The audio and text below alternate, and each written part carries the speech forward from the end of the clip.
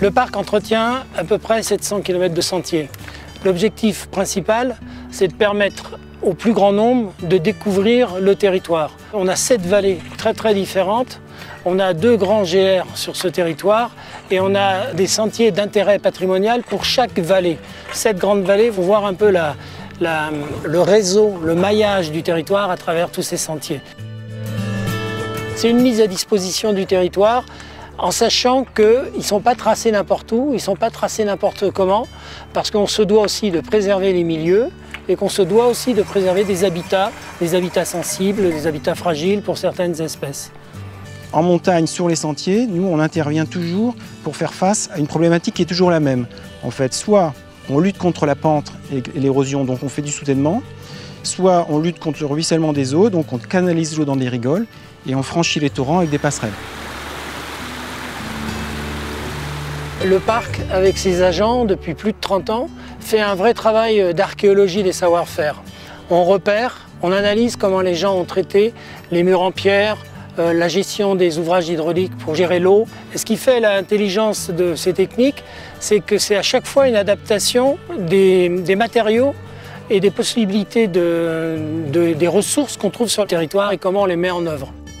Tout ça, ça crée en fait des boucles assez homogènes qui permettent de partir et de revenir à un point de départ, de pouvoir construire des itinéraires qui sont très variés, qui vont de la balade à la demi-journée jusqu'à l'itinérance sur 5-8 jours ou presque un mois. Aujourd'hui, c'est le début de la saison, donc les ouvriers saisonniers viennent d'être embauchés, c'est leur première journée. Ça se passe en 2 temps. Le matin, on fait un rappel, en gros, des objectifs. Et l'après-midi, on se retrouve toujours pour faire quelques ouvrages ensemble.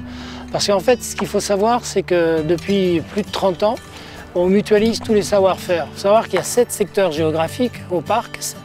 Et dans ces 7 secteurs, on peut dire qu'en fonction de la ressource, de la qualité de la pierre, de la pente, de la fréquentation, de la géologie, chaque secteur a adapté ses savoir-faire aux contraintes du site. Et ces journées-là, ils nous permettent de mutualiser un peu ces savoir-faire.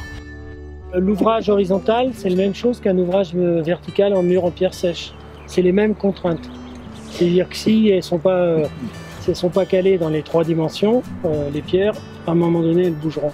Donc, il faut rechercher à chaque fois de les décaler dans les 3 dimensions. Un sentier, pour tout le monde, c'est un cheminement. Un sentier, c'est vraiment complexe. C'est une suite d'ouvrages construits. Vous avez la plateforme. Cette plateforme, des fois, elle est tenue par des murs de soutènement aval, aussi par des murs de soutènement amont, en pierre sèche. Donc tout ça, c'est des techniques. Il y a des ouvrages de gestion de l'eau. Alors, on appelle ça des cunettes, on appelle ça des revers d'eau. On a aussi des emmarchements, on a des padanes. Donc il y a tout un vocabulaire technique auquel correspondent des ouvrages techniques.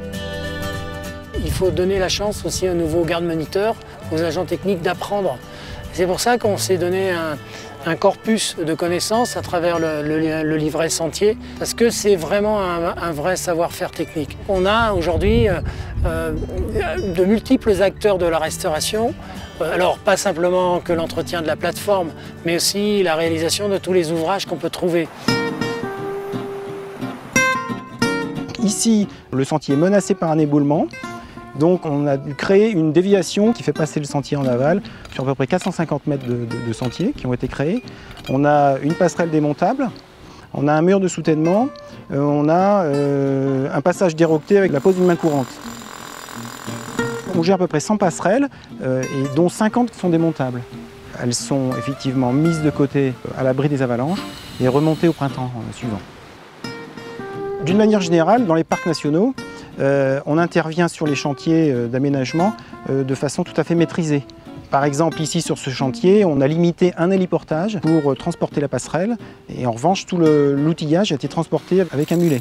Donc ça a permis de maîtriser les coûts et de rester dans un chantier qui s'intègre dans le paysage et qui remplit complètement sa fonction de sécurité pour les randonneurs.